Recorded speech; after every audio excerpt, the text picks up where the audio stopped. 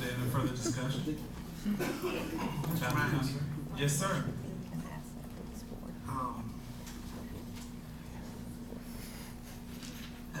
As a board member, there's two issues that I have to respond to. One of which is the comment about us as a board reaching out to the community and being told no or not getting help. I personally sat with the Education Foundation with Ms. Edwards and Ms. Williams, where they offered to provide us whatever possible training or resources that we could use to help us become a better board and work together and understand governance and policy. Every time we have reached out, the community has been there to help this board. And I think that it is critical that we say thank you, and we appreciate that.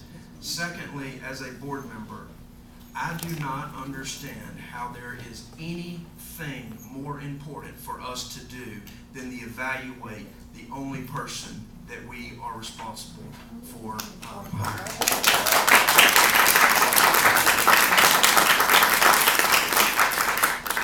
We should sit here day and night until we as a board can communicate and understand our role and express to Dr. Witherspoon exactly what we want from him, exactly what we want him to do better or different, and then allow him to do his job. There is no other task more important than evaluating the superintendent and giving him the direction that he needs, period.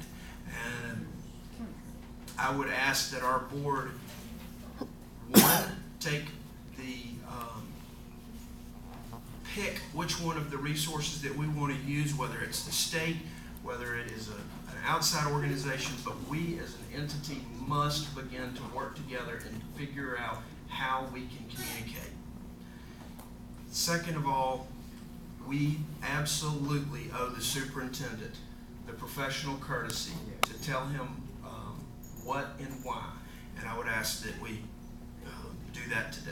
Yes.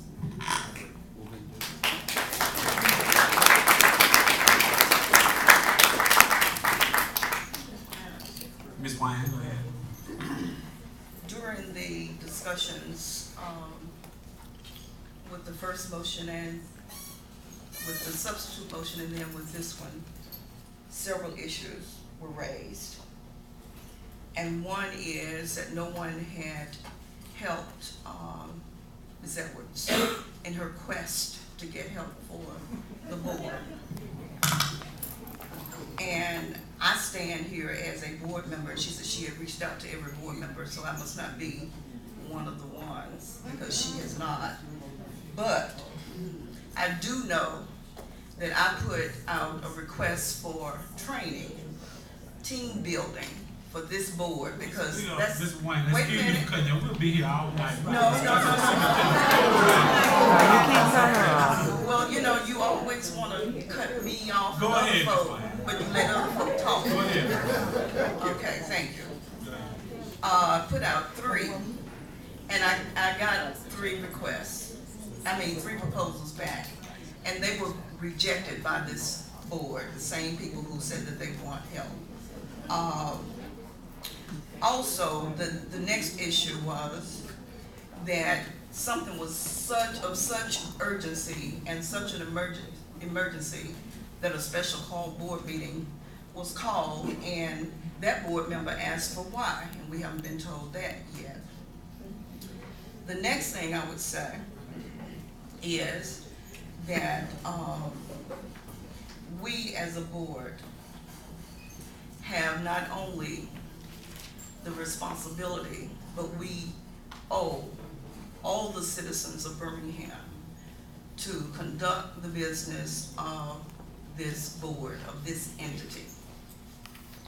And in doing so, we do have to do certain things, but all of them should be to make things better for the children that we serve, that we were elected to serve. And one of them is to put some stability in Birmingham City Schools so that our children will not have to turn on the radio or listen on TV or listen to parents, or everywhere they go, someone is saying something negative about Birmingham City Schools. They need to know that the people that sit here as the Board of Education has their best interest at heart.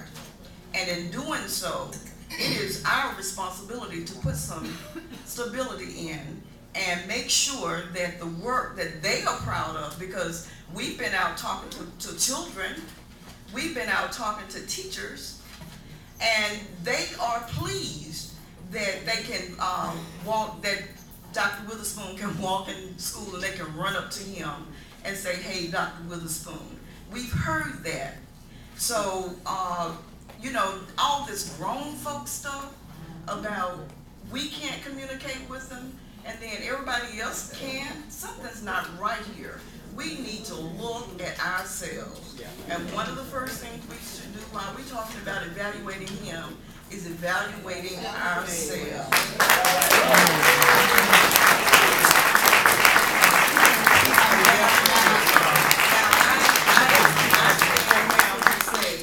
That we owe Dr. Witherspoon an answer. He gave us a formal request about his extension, and if board members need to go and talk to him one-on-one about extending his contract, then say that.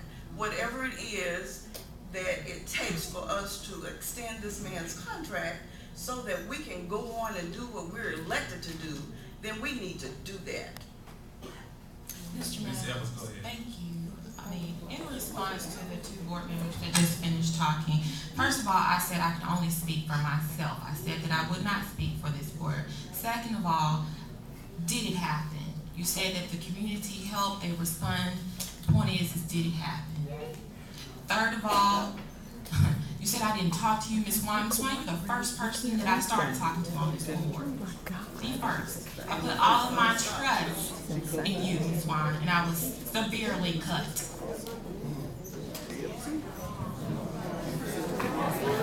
Ms. Evans. Mr. Maddox. Mr. Ford, and we'll move back to the superintendent's contract. Mr. Ford. Is that not emotional? Yes. It is. Yes, emotional. I call for the question. Mr. Maddox. All in favor of giving the superintendent a 2-year extension, say aye. Mr. Ford, roll call. Say yes. Mr. Maddox. Mr. May. Mr. Maddox.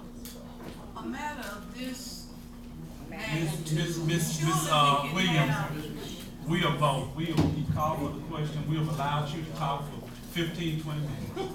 We are voting. Mr. May. Wow. Yes. Ms. Volker. Ms. Williams. Ms. Edwards. No. Brian. Phyllis. You can say Mr., then you come to I'm us. sorry, Ms. Wine.